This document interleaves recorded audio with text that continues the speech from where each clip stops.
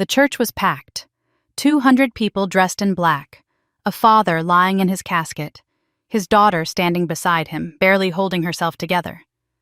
Then the doors opened. Her husband walked in, but he was not alone.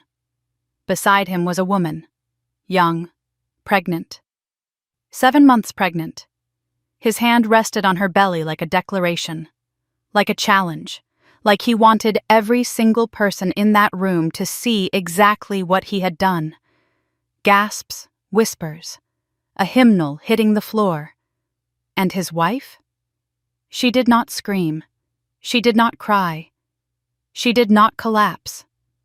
She looked at him once, just once. Then she turned away and kept greeting guests as if the ground beneath her had not just cracked wide open. He thought she was powerless. He thought her father left behind nothing but a modest house and an old truck. He thought this was his moment to walk away clean.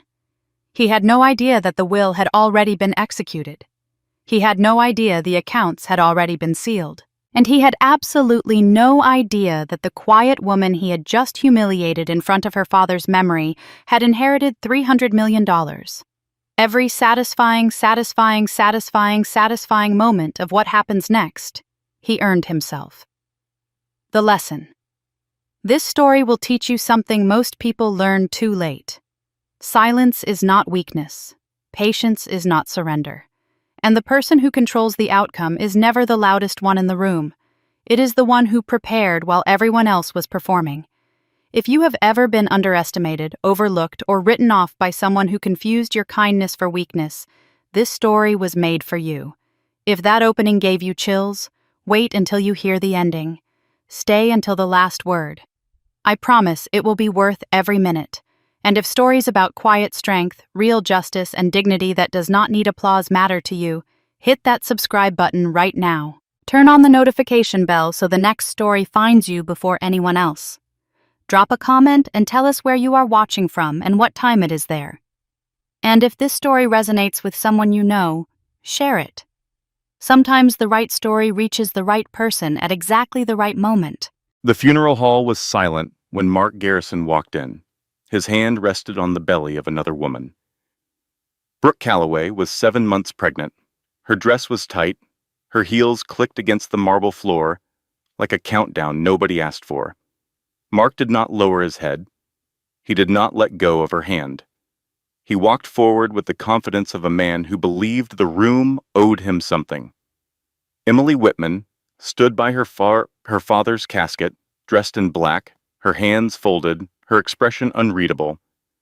She had been greeting guests for the past 40 minutes. She had shaken hands with people who had known her father for decades. She had accepted condolences with a grace that surprised even those who thought they knew her well. When the doors opened and Mark appeared with Brooke beside him, conversation stopped mid-sentence. A woman in the third pew dropped her hymnal. The sound echoed through the church like a small explosion that nobody acknowledged. Emily saw them immediately. She saw Brooke's belly. She saw Mark's hand. She saw the way he scanned the room, measuring his own impact the way a man checks his reflection before walking into a meeting. The faintest tremor crossed Emily's jaw. It lasted less than a second. Then she turned back to the elderly couple she had been speaking with and continued the conversation as if the ground beneath her feet had not just shifted. Every person in that church assumed they knew who the victim was. Every single one of them was wrong. If you believe that silence can be louder than a scream, stay with this story until the end. Drop where you are watching from and what time it is right now. And if quiet, strength, and justice matter to you, consider subscribing before this story is over, because the ending will change the way you think about dignity forever. Emily Whitman lived the kind of life that nobody wrote stories about. She worked at the county library in a small town outside Charlotte, North Carolina. She drove a 10-year-old Honda Civic with a dent in the rear bumper that she never got fixed because fixing it felt like an unnecessary expense. She brought casseroles to sick neighbors. She remembered everyone's birthday. She returned shopping carts to the corral, even when it was raining. She was the kind of woman people described as nice, and they meant it as both a compliment and a limitation. Her husband, Mark Garrison, was the opposite. Mark filled rooms. He spoke first at dinner parties. He laughed loudly at his own jokes and waited for others to join in. He worked as a regional sales director for a medical supply company, and he talked about his career the way some men talked about professional sports, with an intensity that suggested the stakes were far higher than they actually were. Mark had married Emily 8 years ago in a small ceremony at the same white steepled church where her father would eventually be laid to rest. At the time, he told his friends he admired her calmness. She was steady, he said, grounded, the kind of woman who would let him chase whatever he needed to chase without creating drama. What Mark actually meant, though he would never have said it this plainly, was that Emily would not compete with him for attention. And for the first few years, that arrangement worked. Emily supported him without interference. She remembered his meetings. She ironed his shirts when he had early flights. She handled the logistics of their shared life with an efficiency that Mark mistook for simplicity. He never asked whether she wanted more. He assumed her silence on the subject was an answer. At neighborhood gatherings, Mark performed the role of charming husband with practiced ease. He told stories that positioned himself at the center. He complimented Emily in ways that sounded generous but carried a subtle edge. At a barbecue one summer, standing in their neighbor's backyard with a beer in his hand, Mark said to a group of couples gathered around the grill, "Emily's idea of excitement is a new bookmark." Everyone laughed. Emily smiled. She had heard variations of this joke before. She knew her role in the bit. She was the straight man, the setup. The punchline was always Mark's. But Karen Fitzsimmons, standing 3 feet away with a plate of potato salad she had made from a recipe she swore was her grandmother's, but was actually from Pinterest, caught something in Emily's eyes. A flicker, brief, almost invisible. Like a match struck in a dark room that burned out before it could catch. Karen said nothing, but she remembered it. She would remember it for a long time. Emily did not fight back, not because she could not because she lacked the words, but because Emily had learned very early in life that fighting required an audience, and audiences required performance, and performance required energy. She preferred to invest elsewhere. Her father had taught her that. Robert Whitman was a quiet man in the way that certain mountains are quiet. Not because they lacked force, but because their force did not require announcement.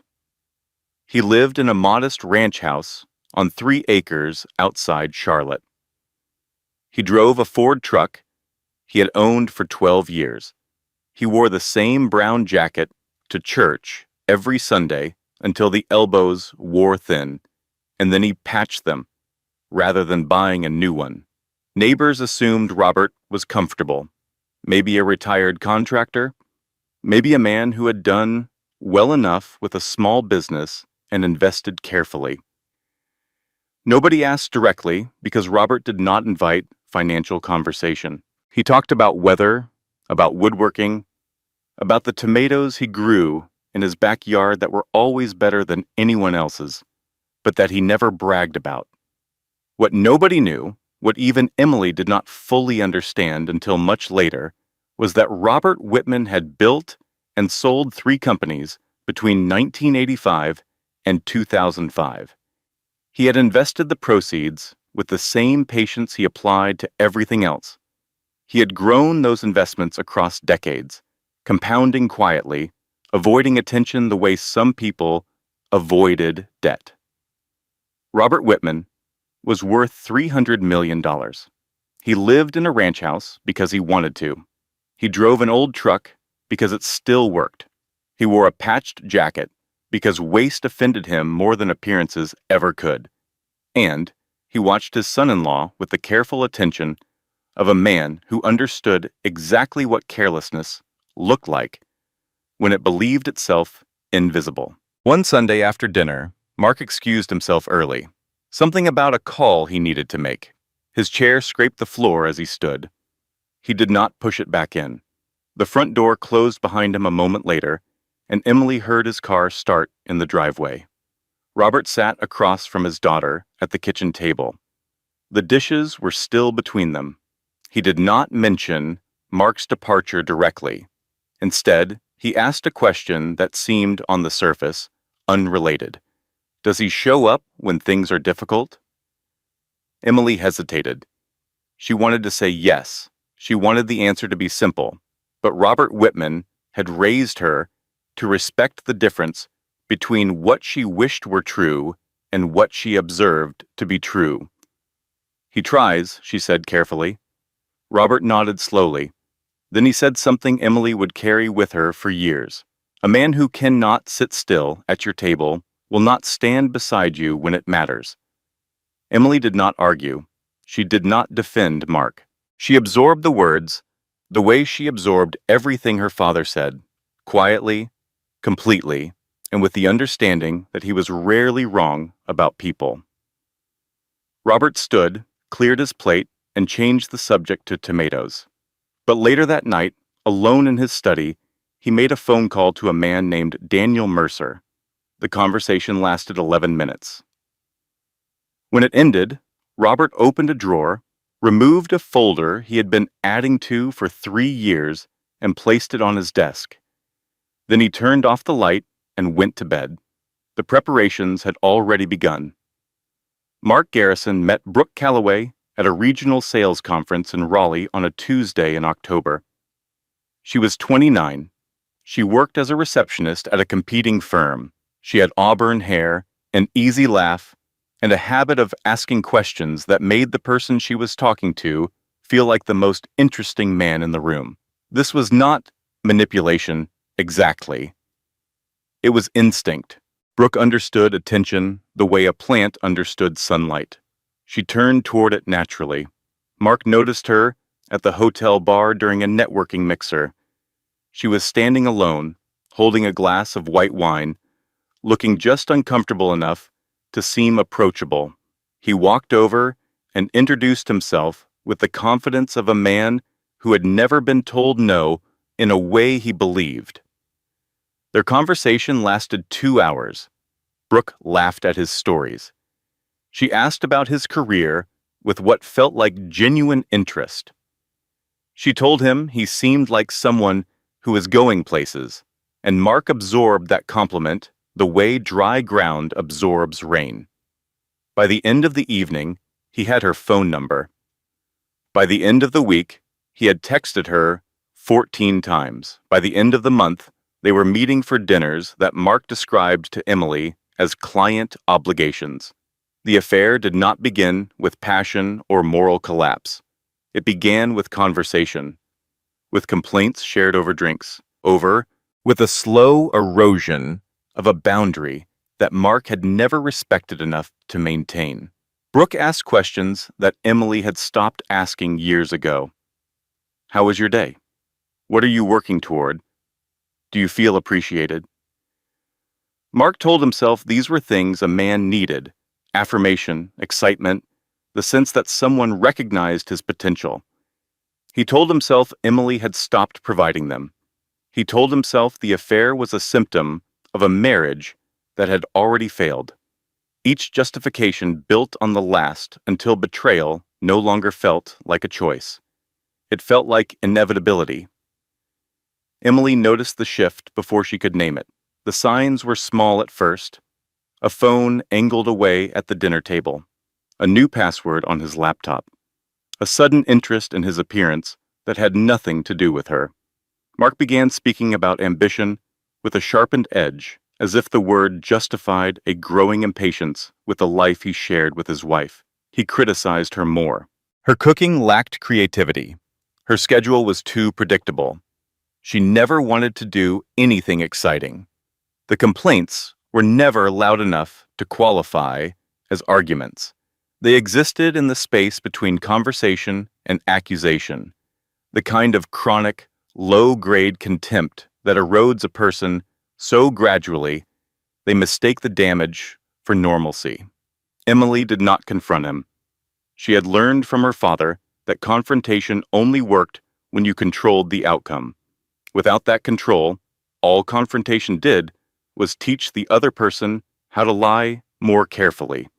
Instead, she began to observe. She noticed which nights Mark came home late and which mornings he left early. She noticed the restaurant charges on their shared credit card that did not match the restaurants they visited together. She noticed that his phone, which he had once left carelessly on the kitchen counter, now traveled with him everywhere, even to the bathroom. She did not snoop. She did not read his messages. She simply cataloged the pattern the way a meteorologist catalogs pressure changes. Not because a storm was guaranteed, but because preparation made survival possible.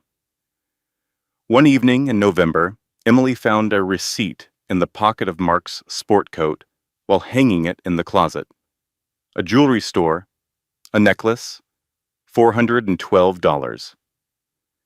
Emily had not received a necklace. She stood in the closet holding that small slip of paper, and for a moment the room tilted, not with anger, with recognition. The kind of clarity that arrives when the last piece of evidence confirms what your body already knew, but your mind refused to assemble. Her hands trembled. She sat down on the bedroom floor, her back against the closet door, and pressed the receipt flat against her knee. She read it twice, then she picked up her phone and called her father. Robert answered on the first ring, the way he always did when Emily called after 9 at night. She could barely speak. Her voice came out in fragments. A receipt, a necklace. "I did not get a necklace, Dad." Robert listened without interruption. When she finished, the line was quiet for 3 seconds.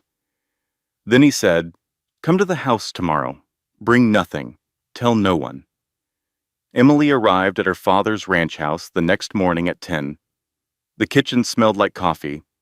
Robert was sitting at the table with a man Emily had met only twice before, a tall, silver-haired attorney named Daniel Mercer, who spoke in short sentences that landed like gavels. Robert slid a folder across the table. Emily opened it.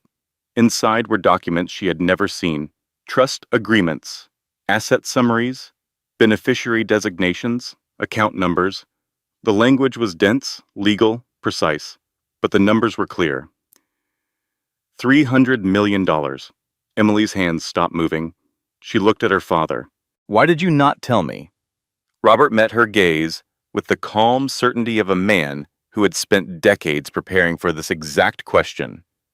"Because I needed you to become someone who did not need it.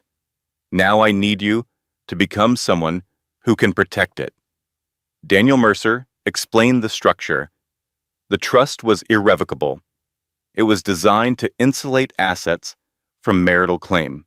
No spouse, current or future, could access, influence, petition for its portion. Control was separated from visibility. Ownership was separated from display. Every clause anticipated a possibility that reasonable people would dismiss as improbable. Robert Whitman had never been a reasonable man. He had been a prepared one. Emily listened carefully.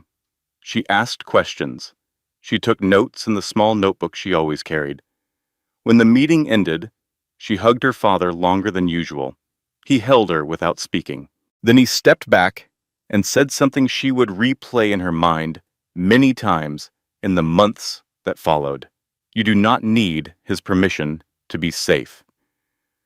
Emily drove home that afternoon with the windows down and the radio off. The air was cool. The trees along the highway were beginning to turn. She felt something unfamiliar settling in her chest.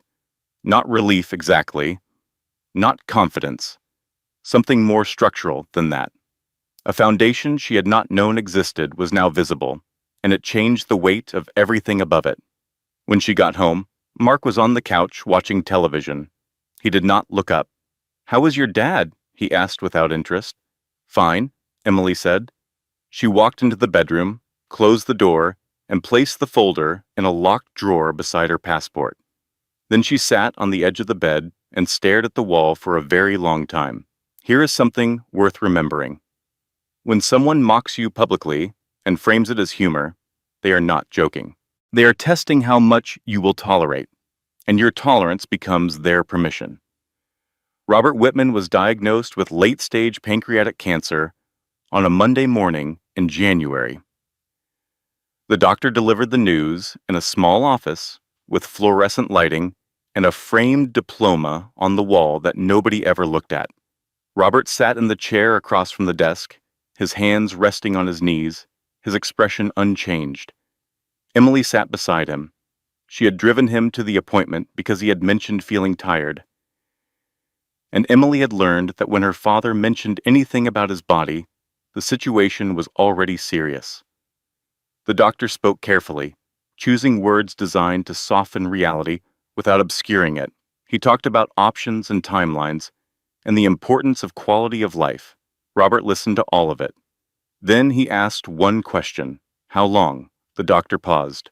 Weeks, possibly a few months with treatment. Robert nodded. He thanked the doctor. He stood. He put on his brown jacket and walked to the parking lot with the same steady pace he used for everything. Emily followed. She did not cry in the office. She did not cry in the parking lot. She cried later, alone, in her car outside the library, with the engine running and the heater blowing warm air that did nothing to stop the shaking. She took leave from work the next day. She moved into her father's guest room with a small suitcase and a stack of books she would not open for weeks. She cooked his meals. She coordinated with doctors. She managed the medications, the appointments, the steady cascade of logistics that accompanied dying in America. Mark came to the first hospital visit. He sat stiffly in the chair across from the physician, his arms folded, his eyes drifting toward his phone every 30 seconds. When the doctor explained the treatment options, Mark asked one question. Is this manageable? He seemed relieved when the answer was not immediately catastrophic. After that, his visits became sporadic, then rare, then non-existent. Work is crazy right now, he told Emily on the phone. You know how the end of quarter gets. Emily did not challenge the excuse. She noted it. Mark sent texts instead. Short ones. Thinking of you. Hope Dad is hanging in there. Let me know if you need anything. The messages were consistent enough to create the appearance of concern without requiring actual presence. Emily saved every single one. During those weeks, something shifted between Emily and her father. The conversations became different. Not longer. Robert was never a man who wasted words, but deeper. He talked about things he had never discussed before, about her mother, who had died when Emily was 12, about the years after, when he had raised 2 daughters alone and discovered that grief did not diminish. It simply became part of the architecture. He talked about money, not in terms of numbers, but in terms of principle. Money makes people honest, he said one evening from his hospital bed, the monitors humming softly behind him. Not because it changes who they are, because it reveals who they always were. Emily nodded. People reveal themselves under strain, Robert continued. It is not cruelty, it is gravity. He asked her questions she would later understand were assessments. Did she understand the difference between ownership and control? Did she know how to protect something without displaying it? Did she trust systems more than emotions when emotions proved unreliable? Emily answered each one calmly. Yes, I understand. Robert watched her face as she spoke. Whatever he saw there seemed to satisfy him. He closed his eyes and rested. During this time, Daniel Mercer visited Robert privately. The meetings were brief, discreet, and always scheduled when Mark was nowhere nearby. Documents were reviewed, clauses were strengthened.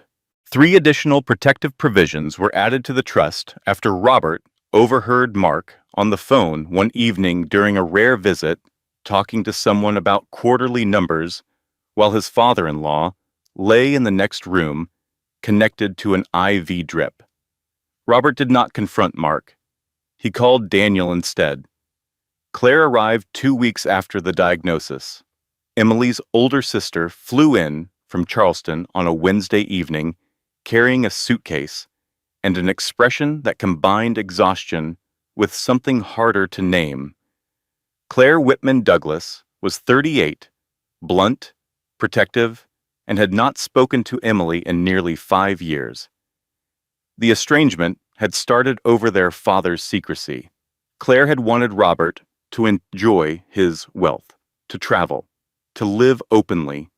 Robert refused. He believed visibility invited distortion.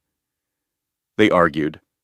Claire left. Emily, caught between loyalty to her father and love for her sister, chose peace, which Claire interpreted as choosing sides.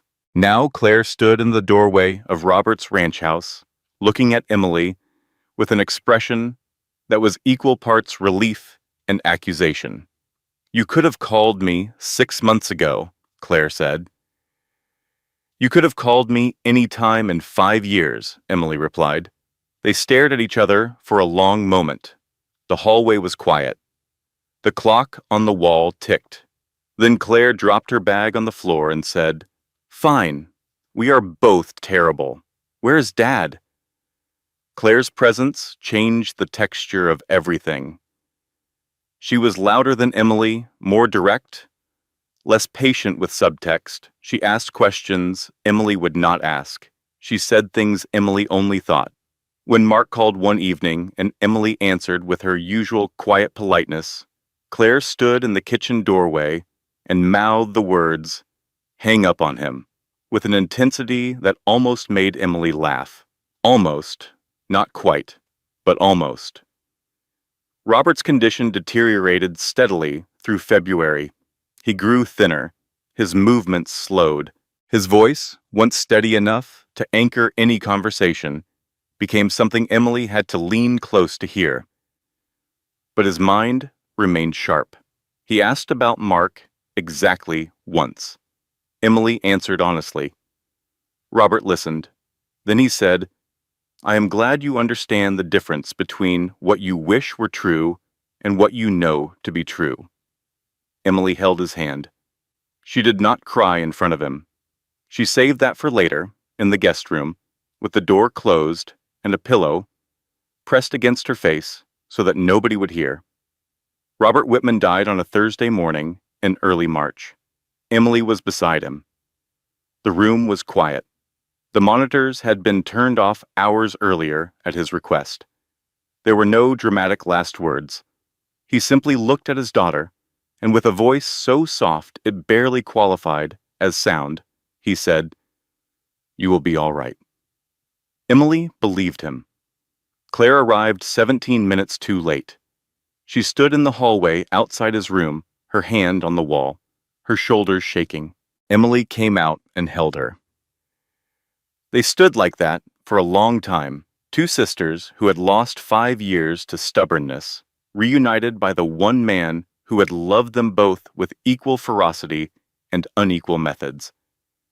Mark sent a text 40 minutes later. "Sorry, babe. Let me know what you need for arrangements." He did not come that night. The will was read 3 days after Robert's death in Daniel Mercer's office, behind a door that locked from the inside. Only 3 people were present. Daniel, Emily, Claire. Daniel spoke without ceremony. He laid out the documents the way a carpenter lays out tools, each one placed precisely, each one necessary. Robert had left Claire $5 million outright. Generous by any standard. Enough to live comfortably for the rest of her life. Claire stared at the number and said nothing for several seconds. Then she looked at Emily. Daniel continued. "Everything else? The remaining $295 million in diversified holdings real estate, and investment accounts, was placed in an irrevocable trust with Emily as the sole beneficiary. The room was very quiet. Claire spoke first. "He always said you were the patient one." She paused. "Guess he meant it literally." Emily did not laugh. She looked at Daniel. "And Mark?" Daniel met her eyes. "Mark is not mentioned anywhere in these documents. Your father structured the trust specifically so that no spouse, current or future, could access, influence, or claim any portion. The assets are legally insulated from marital proceedings. This is yours, permanently." Emily nodded slowly. The number was staggering, but the structure was what mattered. Her father had not given her wealth as a gift. He had given it as protection. And protection, she understood, was a form of love that required no explanation. That evening, Emily and Claire sat on their father's back porch. The air was cool. The yard was dark. A bottle of wine sat between them, already half empty. Claire said, "So, what happens now?" Emily said, "The funeral.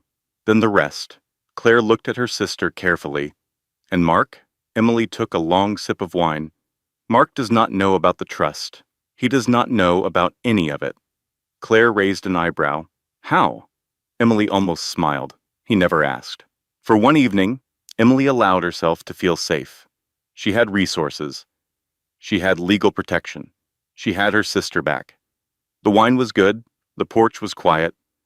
The stars above Charlotte did not care about trust documents or unfaithful husbands or grief that sat in your chest like a stone you could not swallow. For one evening, everything felt possible. That feeling would not last. The funeral was held on a Saturday. The white steeple church was full. Robert Whitman had been quietly respected in the community for decades. The kind of man whose absence people felt before they could articulate why. Emily arrived early with Claire. They stood near the casket, greeting guests with the careful warmth that funerals demand. People spoke softly. They touched Emily's arm. They said Robert was a good man, which was true, and that he was in a better place, which Emily appreciated without believing. Mark was supposed to arrive at 10. By 10:15, Emily checked her phone. No message. By 10:20, Claire's expression had shifted from concern to something darker. At 10:27, the church doors opened. Mark walked in. Brooke Calloway was beside him. Her belly was unmistakable at 7 months. Her dress was cream-colored, inappropriate for a funeral, in a way that seemed deliberate. Mark's hand rested on her abdomen. His posture was straight. His expression suggested not remorse, but declaration. The church fell silent.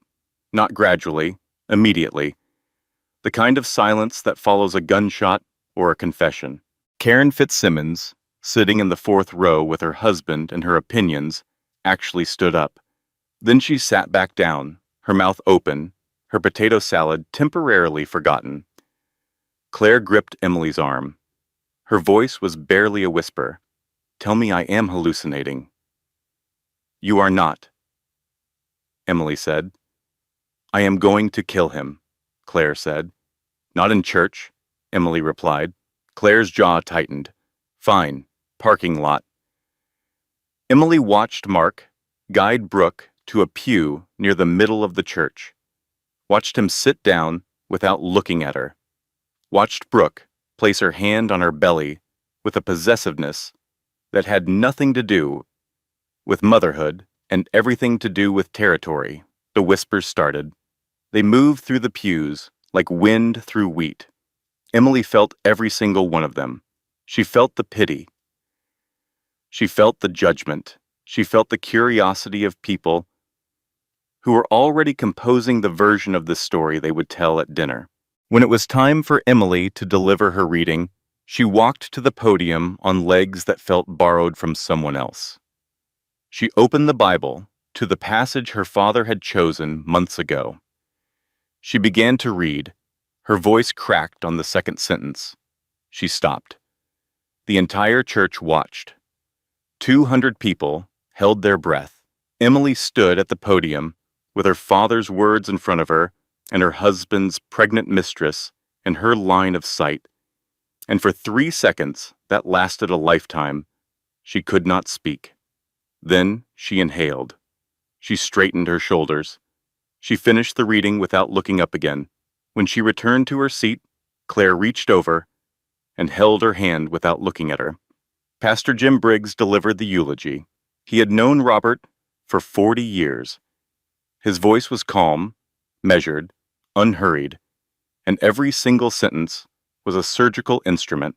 Robert Whitman believed that character was what a man did when he thought nobody important was watching, Pastor Jim said. He believed that loyalty was not a word you said at the altar.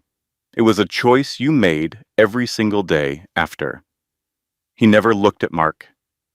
He did not need to. The entire church felt the weight of those words land exactly where they were aimed. After the service, Mark approached Emily outside. His expression suggested reasonableness, the practiced look of a man who had prepared his defense before the accusation. "I think we should talk about this like adults," he said. Claire stepped between them before Emily could respond. "Adults do not bring their pregnant girlfriend to a funeral, Mark. That is what children do when they want attention." Mark's face reddened. He looked at Emily over Claire's shoulder, searching for the ally he had always assumed she would be. Emily looked back at him with an expression he had never seen before. Not anger, not grief, distance. The kind of distance that could not be closed with words. Mark walked away. Brooke followed, her confidence visibly diminished. That evening, Emily sat in her father's living room alone. Claire had gone to pick up food. The house was quiet. Emily's phone buzzed. A local gossip blog had posted photos from the funeral. Mark and Brooke walking up the aisle, Emily visible in the background, standing at the podium, looking broken. The headline read, "Scandal at Whitman Funeral. Husband's mistress steals the show." Emily stared at the screen. Her private grief was now public entertainment. The safety she had felt on the porch 2 nights ago, the wine and the stars, and the feeling that things might be okay, evaporated like fog under a heat lamp. When Claire returned with takeout containers and saw Emily's face, she set the food down and said, "What happened?" Emily handed her the phone. Claire read the headline. Then she said a word that would have made their father raise an eyebrow. Then she sat down beside Emily and said, "We are going to handle this. All of it. Every single piece." Emily nodded, but the tremor in her hands did not stop for hours. The fallout from the funeral moved faster than Emily expected. Within 48 hours, the gossip blog post had been shared across 3 local Facebook groups and a Reddit thread dedicated to small-town drama. Emily's name was not mentioned directly, but the church was named, the date was included, and anyone in the Charlotte area with a passing interest in other people's misery could connect the dots in minutes. Emily's supervisor at the county library called her on Monday morning. The conversation was brief, polite, and devastating. "Emily, we think it might be best if you took some additional leave, just until things settle down. People are talking, and we want to make sure the environment stays comfortable for everyone." Emily understood what comfortable for everyone meant. It meant comfortable for everyone except her. It meant that her husband's behavior at her father's funeral had somehow become her professional liability. She agreed to the leave without argument. She hung up the phone. Then she sat at her father's kitchen table and pressed her palms flat against the surface until the shaking stopped. Claire found her like that 20 minutes later. "What happened?" "The library," Emily said. "They want me to take leave. Because of the blog post. Because people are talking." Claire's expression cycled through 3 emotions in rapid succession. Confusion, anger, something colder and more productive than either. "They are punishing you because your husband is garbage," Claire said. "That is what is happening." Emily did not disagree. That afternoon, Emily called Laura Hensley. Laura was a divorce attorney based in Charlotte who specialized in complex marital dissolutions, the kind that involved significant assets, public scrutiny, and men who believed their confidence was a substitute for legal standing. Laura's office was exactly what Emily expected: minimalist, efficient, no decorative pillows, no inspirational quotes on the walls, just clean lines and closed files, and a woman behind a desk who looked like she had heard every story and believed approximately half of them. Emily laid out the facts without editorializing: the marriage, the affair, the funeral, the blog post, the trust, the job. She spoke the way her father had taught her to speak about difficult things, clearly, completely, without asking for sympathy. Laura listened. She took notes. When Emily finished, Laura said, "You have been preparing for this." "I did not know I would need to," Emily replied, "but I knew I might." Laura explained the legal landscape. The trust was untouchable. Mark had zero claim to it. The marital assets, the house, the shared accounts, those would be subject to division. But if Emily could demonstrate financial misuse, if she could show that Mark had spent marital funds on his affair, the division would shift significantly in her favor. Laura asked for documentation.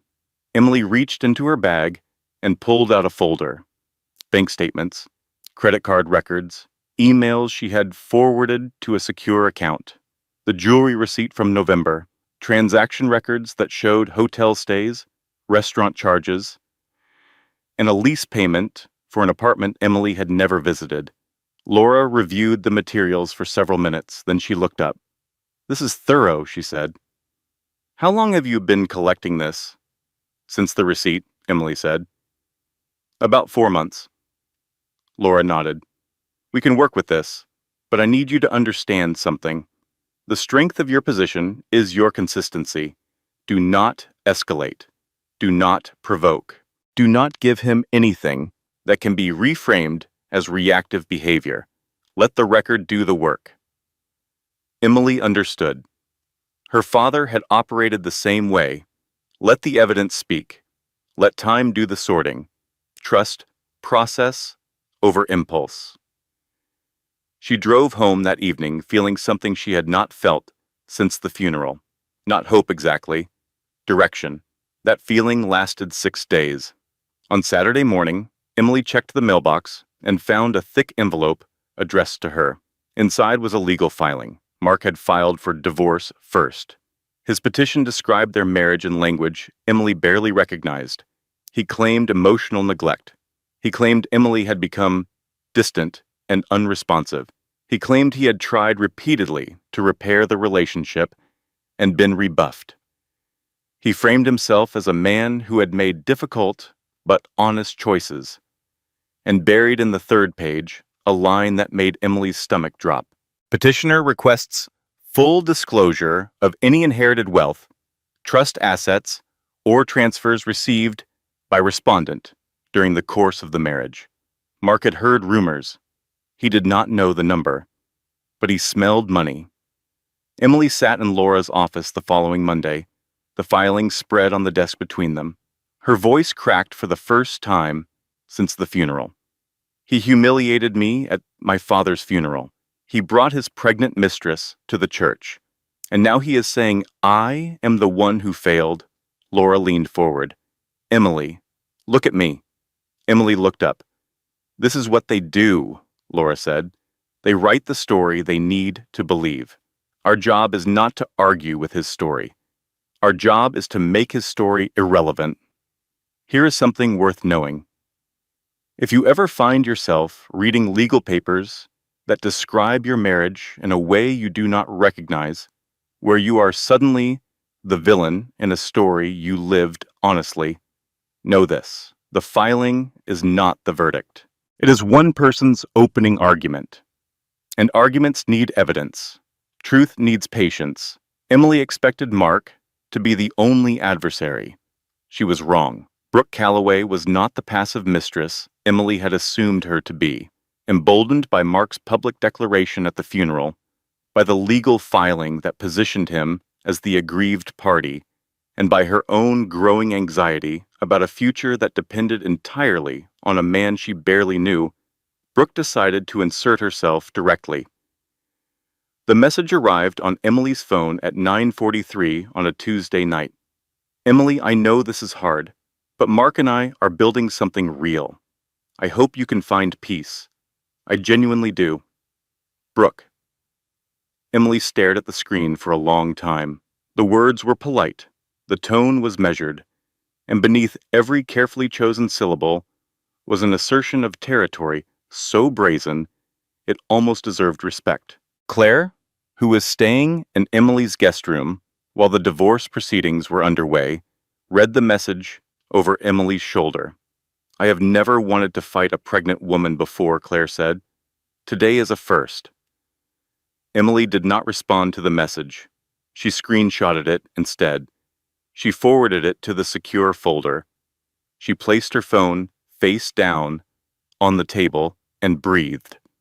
Over the following 2 weeks, Brooke escalated. She began posting carefully staged photos on social media. Pictures of nursery preparations. Pictures of prenatal checkups, with Mark's hand visible in the frame. Pictures that told a story of domestic stability and new beginnings, authored by a woman who was 7 months pregnant by another woman's husband. Karen Fitzsimmons, whose social media surveillance capabilities rivaled those of a mid-level intelligence agency, reported each post to Emily with the dedication of a wartime correspondent. She posted a picture of baby shoes, Karen said over the phone, matching ones, and they were expensive. I checked. Emily did not ask how Karen checked. Some things were better left unexplored. Mark, meanwhile, grew increasingly confident. His attorney was building a narrative that required Emily to be the villain, the cold wife, the emotionally absent partner, the woman who had driven her husband into the arms of someone warmer and more available. This narrative required Brooke to be visible, sympathetic, and above all, permanent. Mark coached Brooke carefully. "Be kind," he told her. "Be the bigger person. People will see that." Brooke followed instructions. She smiled at strangers in public. She spoke about Mark with rehearsed warmth. She positioned herself as a woman who had found love in complicated circumstances and was trying to do the right thing. Emily watched all of this from a distance. She did not comment. She did not counterattack. She continued documenting. She continued meeting with Laura. She continued building a record that would speak when she chose not to. Claire kept her sane. They developed a routine during those weeks. Mornings were for logistics, phone calls with Laura, document reviews, financial comparisons. Afternoons were for normalcy. They drove to the grocery store, they cooked dinner, they watched television, and pretended to be two sisters living ordinary lives. One evening, Claire looked up from her laptop, where she had been printing bank statements, and said, "I cannot believe I am doing forensic accounting at 11 at night. This is what Dad trained us for." Emily looked at her sister. For the first time in weeks, she laughed. A real laugh. Brief, but real. Laura filed the counter-response on a Friday. The trust was cited as a premarital inheritance, protected by statute, entirely outside the marital estate. Mark's claim to disclosure was challenged on multiple grounds. His financial misuse was documented with transaction records, dates, and amounts. Mark's attorney contacted Laura within 48 hours. The tone shifted. The aggressive posturing softened. Mark was losing ground. Emily allowed herself to feel hope. Just for a moment, just enough to believe that the worst was behind her. Then Karen Fitzsimmons called. "Honey," Karen said, and her voice had the particular quality it only achieved when delivering catastrophic gossip. "I do not know how to tell you this, but Brooke is telling people the baby might not be Mark's. Emily's grip tightened on the phone. What? Apparently, she told two people at her prenatal class. It spread from there. The baby might be someone else's, someone she was seeing before Mark, or at the same time. The details are fuzzy. Emily sat down slowly. Her mind moved quickly through the implications. If the baby was not Mark's, everything shifted. Mark's attorney could argue the affair was less serious than documented. A brief lapse rather than a sustained betrayal. The financial misuse argument weakened if Mark could claim he had been manipulated by Brooke. The carefully constructed record Emily had built over months suddenly had a crack running through it. She called Laura immediately. Laura listened. Then she said, "Do not panic." This changes the tactical landscape, but not the legal foundation. The trust remains untouchable. The financial records remain valid. We adjust. We do not abandon. Emily tried to absorb that reassurance. She tried to hold on to the logic of it. Then it got worse. Mark's attorney filed an amended motion. Mark was now claiming he had been manipulated by Brooke, that he was a victim of both women, that his judgment had been compromised by emotional vulnerability following the death of his father-in-law. He was rewriting the story again. He was the victim. He was always the victim. And then Brooke made her own move. Panicking over the paternity rumors, desperate to control a narrative that was slipping away from her, Brooke contacted a regional tabloid blogger directly. She sold her story. She included private details about Emily, about the funeral, about the Whitman family. She exaggerated the wealth, hinted at secrecy, implied that Emily had known about the affair, and permitted it as part of some calculated scheme. The story went semi-viral. Not national news, but enough. Enough for Emily's name to appear in search results. Enough for strangers to have opinions. Enough for the private dissolution of a marriage to become a public spectacle. Emily sat in her father's empty house that night, surrounded by boxes she had not yet unpacked and grief she had not yet processed. The clock on the wall ticked. The refrigerator hummed. The silence was the wrong kind, not peaceful, but abandoned. She called Claire at 2 a.m. "I cannot do this," Emily said. Her voice was raw. He turns everything into his story. Every time I think I'm ahead, he rewrites it. Claire was quiet for a moment. Then she said, "Em, listen to me. He is not rewriting anything. He is flailing. Drowning people make a lot of noise. That does not mean they are winning." Emily pressed the phone against her cheek and closed her eyes. Claire continued, quieter now. "Dad built you a fortress. The walls are still standing. Mark is throwing pebbles at them and calling it a siege. Let him throw. When it feels like the person who hurt you keeps finding new ways to control the narrative, remember this. Narratives are temporary. Records are permanent. The loudest voice in the room is almost never the one the judge listens to." Laura Hensley did not believe in dramatic gestures. She believed in preparation, in documentation, and in the quiet, relentless accumulation of facts that made dramatic gestures unnecessary. When she filed the subpoena for Mark Garrison's complete financial records, she did it on a Tuesday afternoon with the same energy most people brought to ordering coffee. When the records arrived, she reviewed them with the focus of a surgeon examining X-rays, looking not for the obvious fracture, but for the hairline cracks that would prove the entire structure was compromised. What she found was devastating. Mark had spent $47,000 from the joint account on expenses directly related to his relationship with Brooke Calloway over a period of 9 months. Hotel stays in cities where he had no business obligations. Restaurant charges at places Emily had never visited. A lease payment for a 1-bedroom apartment in a complex 20 minutes from their home. Jewelry, clothing.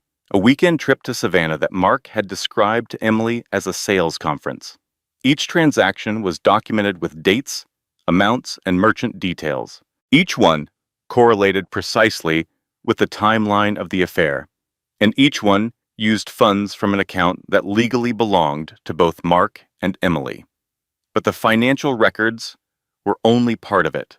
Laura had also obtained Mark's email correspondence through discovery.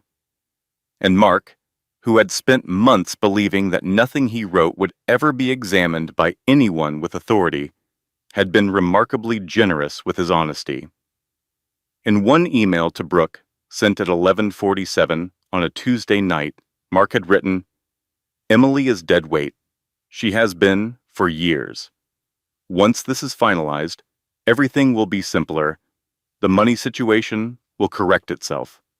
In another, to a colleague, Mark had complained about being stuck, about waiting for paperwork, about how some people pretended to be humble while hiding nothing worth finding. He had described his father-in-law as a nobody who lived in a shack and referred to the funeral as unnecessary theater. In a third email, sent the week after he filed for divorce, Mark had written to Brooke, "She thinks she can wait me out. But I know what I am worth, and I know what she is not." Laura spread these documents across her conference table and looked at Emily. "These are not confessions," Laura said. "They are better." Emily waited. "They establish expectation," Laura continued. "They show that he believes outcomes are owed to him, that he is acting in anticipation of authority he does not possess, that he views marital assets as his personal resources and his wife as an obstacle to be removed." She explained how courts interpreted such language, assumption of entitlement, particularly when paired with documented financial misuse, demonstrated bad faith. It showed intent. It revealed a pattern of behavior that went beyond infidelity into something more legally consequential, the systematic misappropriation of shared resources based on the unexamined belief that consequences did not apply. Emily understood. Mark's words did not need to condemn him explicitly. They only needed to reveal him accurately. Laura spent 2 weeks building the case file. She organized the evidence chronologically. Financial records first, then correspondence, then the social media documentation that showed Brooke's public positioning, then the tabloid story that demonstrated the lengths to which both Mark and Brooke had gone to control a narrative that was never theirs to control. The deposition was scheduled for a Thursday. Mark arrived in a navy suit with his attorney beside him. He looked confident, which was unfortunate for him, because confidence without preparation is just a more expensive form of carelessness. Laura began with financial questions, simple ones at first. "How much do you earn annually? What are your monthly expenses?" Standard deposition territory. Mark answered easily, even expansively. He liked talking about himself. He liked the sound of his own competence. Then Laura shifted. "Mr. Garrison," she said, "when you brought Mrs. Calloway to your father-in-law's funeral, were you aware that your wife was the sole beneficiary of a $300 million trust?" Mark's attorney objected. Laura noted the objection calmly and repeated the question. Mark stared. "No, I did not know that." Laura nodded. "And when you filed for divorce claiming emotional neglect, were you aware that your personal emails described your wife as, and I am quoting your own words here, dead weight?" The room temperature dropped. Mark's attorney objected again. Laura waited. Mark said nothing. Laura continued. "And when you leased an apartment for Ms. Calloway, using funds from the joint account you share with your wife, did you consider that a marital obligation or a personal investment?" Mark's face went white. Not red, not flushed with anger. White, the color of a man watching the ground disappear beneath his feet. His attorney called for a break. Mark stood and left the room without looking at anyone. During the break, Emily sat in the hallway with Claire, who had insisted on being present even though she had no legal reason to be there. Claire handed Emily a bottle of water. "How do you feel?" Emily considered the question carefully. "I feel like Dad is in there," she said. Claire smiled. "He is. He built the case 30 years ago. Laura's just reading it out loud." When the deposition resumed, Mark's demeanor had changed. The confidence was gone. In its place was something Emily had never seen from him before: uncertainty.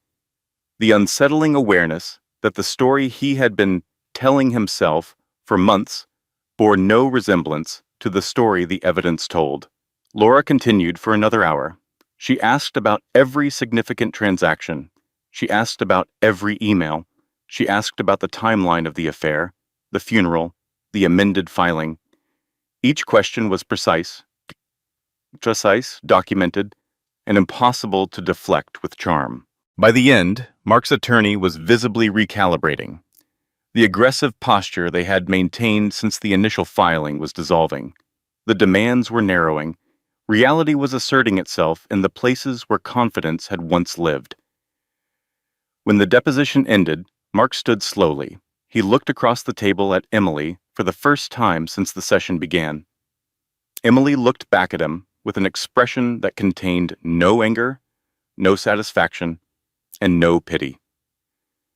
Just clarity, the same clarity her father had carried through every conversation, every decision, every quiet act of preparation that Mark had never thought to notice. Mark left without speaking. Laura closed her files. She looked at Emily. "This is enough," she said. "We can proceed whenever you are ready." Emily nodded. For the first time since the funeral, the path forward felt not just clear, but inevitable. The courtroom was smaller than Emily expected. She had imagined something grander, something that matched the scale of what had happened. Instead, it was a practical room with fluorescent lighting and wood-paneled walls that looked like they had been installed in the 1980s and never updated. The judge's bench was elevated but not imposing. The gallery had 12 rows of seating, most of them empty. Emily sat with Laura on one side of the aisle. Mark sat with his attorney on the other. Claire was in the gallery, 3 rows back, sitting perfectly still, with the focused intensity of a woman who had been waiting for this moment for months. Karen Fitzsimmons was also present, which surprised no one. The judge reviewed the filings, the evidence, and the arguments that both sides had submitted over the preceding weeks. She asked clarifying questions. She referenced specific transactions. She quoted from emails that Mark had written carelessly and would now hear read back to him in a tone that carried the weight of legal record. Mark sat very still. The confidence that had defined his posture for months was gone. In its place was something smaller, something that looked like a man trying to occupy as little space as possible. Laura presented the case methodically. She walked through the financial records. She highlighted the pattern of misuse. She demonstrated the correlation between expenditures and the documented timeline of the affair. She presented the emails not as accusations, but as evidence of intent, of assumption, of a sustained pattern of behavior that demonstrated bad faith. She did not mention the funeral directly. She did not need to. The facts spoke in a language that did not require emotions to be understood. Mark's attorney argued for equitable division. He cited Mark's contributions to the marriage. He emphasized the duration of the relationship. He made arguments about fairness and partnership and shared sacrifice. They were competent arguments. They were also irrelevant to the central issue. The judge's ruling was decisive. The Whitman family trust was declared entirely outside the marital estate. Mark had no claim to any portion of it. The trust's structure, its timing, and its legal insulation were unambiguous. The judge noted that the trust had been established years before any marital conflict and was designed explicitly to protect assets from spousal claim. Marital assets were divided, but Mark's documented misuse of shared funds resulted in Emily receiving the significantly larger share. The judge cited specific transactions and specific emails. She referenced the apartment lease, the jewelry purchases, and the travel expenses that had been charged to the joint account while Mark maintained a parallel relationship. Mark was ordered to reimburse a portion of the misused funds. The amount was not symbolic. It was consequential. When the judge finished, the room was quiet for several seconds. Then administrative matters were addressed. Papers were passed, signatures were collected, Mark signed with visible restraint. His hand moved slowly across the page, as if the physical act of signing could be delayed enough to change the outcome. Emily signed steadily. Her hand did not shake. Afterward, they stood in the hallway outside the courtroom. Claire had positioned herself against the far wall, close enough to intervene, but far enough to give Emily space. Mark spoke first. His voice was quieter than Emily had ever heard it. "Your father planned this, did he not?" Emily regarded him calmly. "My father planned for me to be safe. Everything else you planned yourself." Mark shook his head. "I did not think you had it in you." Emily held his gaze. "I know. That is why it worked." Mark looked at her for a long moment. Something passed across his face, not understanding exactly. Recognition. The belated awareness that the woman standing in front of him was not the woman he had married, or rather, that she was exactly the woman he had married, and he had simply never bothered to look closely enough to see it. He walked away. His attorney followed. The hallway was empty. Claire approached and stood beside Emily. Neither of them spoke immediately. Then Claire said, "Dad would have hated this hallway. Fluorescent lights, terrible acoustics." Emily laughed. The sound surprised her. It echoed off the wood-paneled walls and faded into the quiet. They walked out together into afternoon sunlight that was sharp and warm and completely indifferent to the proceedings that had just concluded inside. Brooke Calloway's tabloid story backfired in ways she had not anticipated. The blogger who published it had exaggerated certain details, misquoted others, and presented speculation as fact. When Laura Hensley's office issued a formal correction through proper legal channels, the blogger retracted the most inflammatory claims within 48 hours. The damage was not erased, but it was contained. The paternity test confirmed that the baby was Mark's. This resolved the biological question, but created new ones. Mark, whose legal strategy had briefly pivoted toward claiming he was Brooke's victim, could no longer sustain that narrative. The affair was real. The child was his. The choices he had made were unambiguously his own. Brooke found herself in an increasingly uncomfortable position. The apartment Mark had leased for her was now subject to the court's financial orders. The payments had stopped.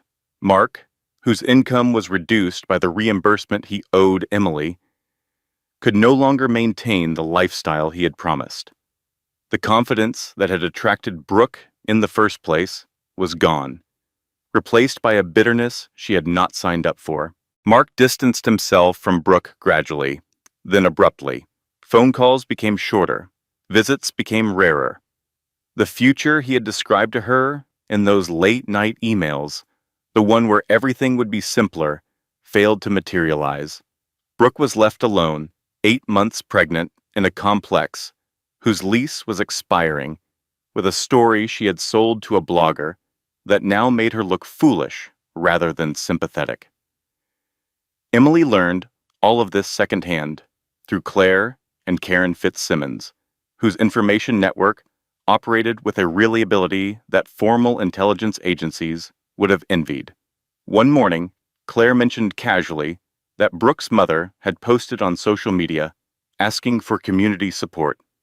Baby clothes, diapers, the kind of request that signaled genuine need rather than performance. Emily was quiet for a long time after hearing this.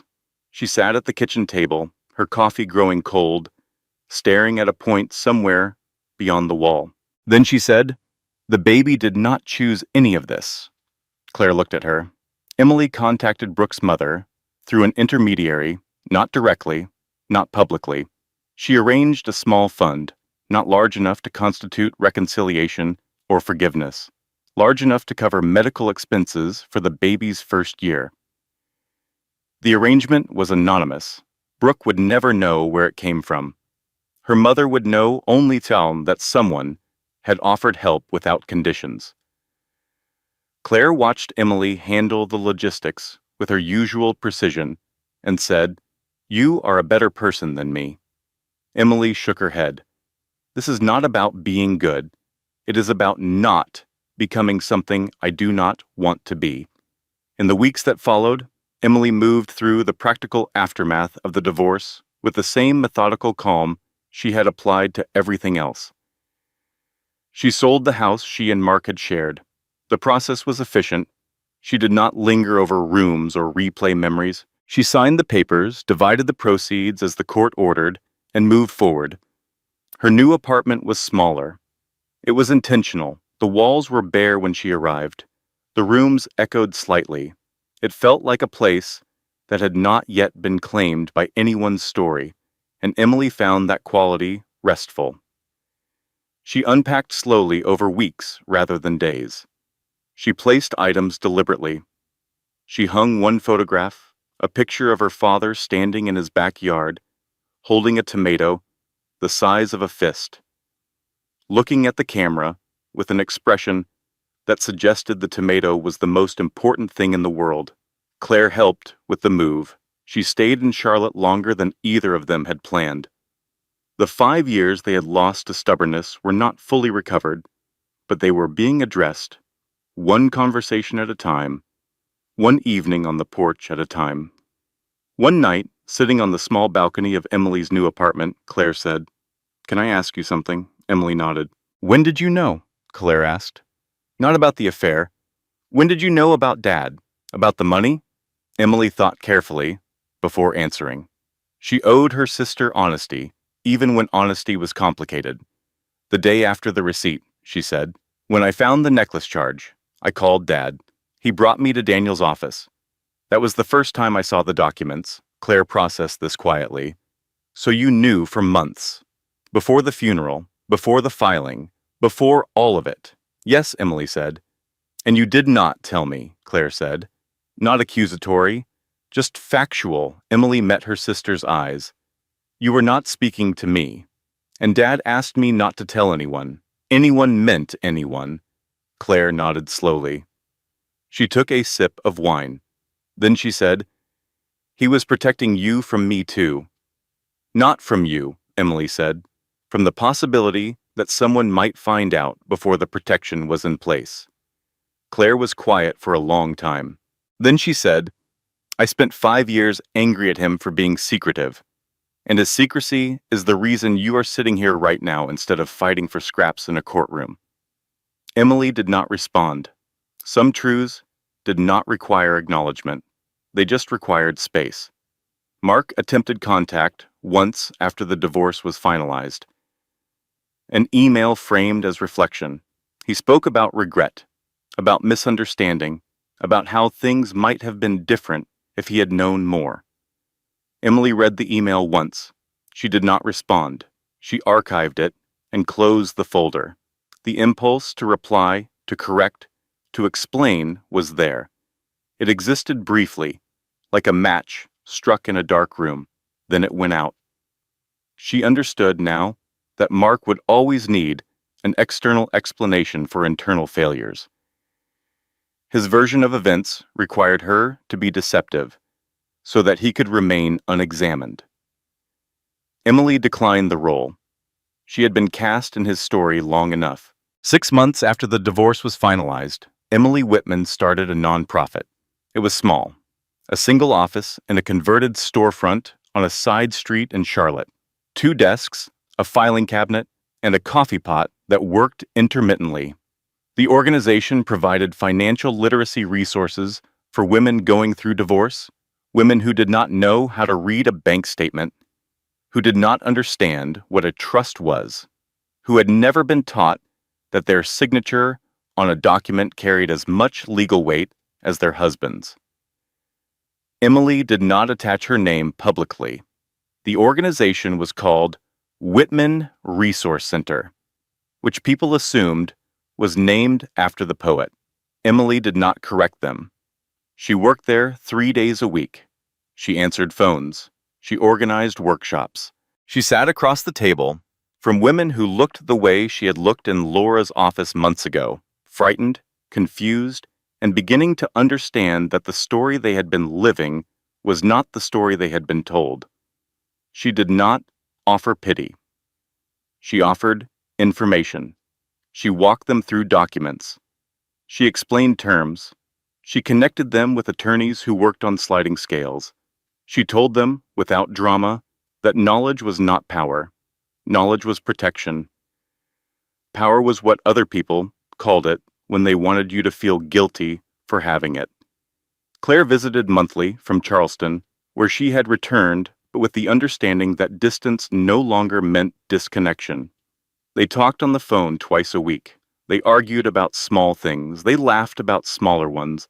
They did not discuss the 5 lost years, except occasionally, in passing, the way you mention weather that is already cleared. Daniel Mercer sent Emily quarterly updates on the trust. She reviewed them carefully. She asked questions. She made adjustments when advisors recommended them. She did not expand her lifestyle. She drove the same Honda. She lived in the same apartment. She wore clothes she had owned for years. When Daniel asked once whether she planned to do anything different with the resources, Emily said, "I plan to make sure they outlast me." Daniel nodded. "Your father said something similar, almost the exact same words." Emily smiled. The resemblance to her father had never been physical. It was structural, and she had made peace with that. Karen Fitzsimmons remained a constant. She appeared at Emily's apartment every other week with food she claimed to have made, but had clearly purchased from the deli counter at Harris Teeter. She provided updates on neighborhood events Emily no longer attended, and gossip Emily no longer needed, but secretly enjoyed. Karen told her once, during a particularly animated report about a neighbor's landscaping dispute, "You know what I always liked about you, Emily? You listen like you are storing ammunition." Emily laughed. "I am just listening, Karen." Karen winked. "Sure you are." On the anniversary of Robert Whitman's death, Emily drove to the cemetery alone. The morning was cool. The sky was the particular shade of gray that March brings to the Carolinas. Not threatening, just quiet. She stood by his grave for a long time. She did not speak aloud.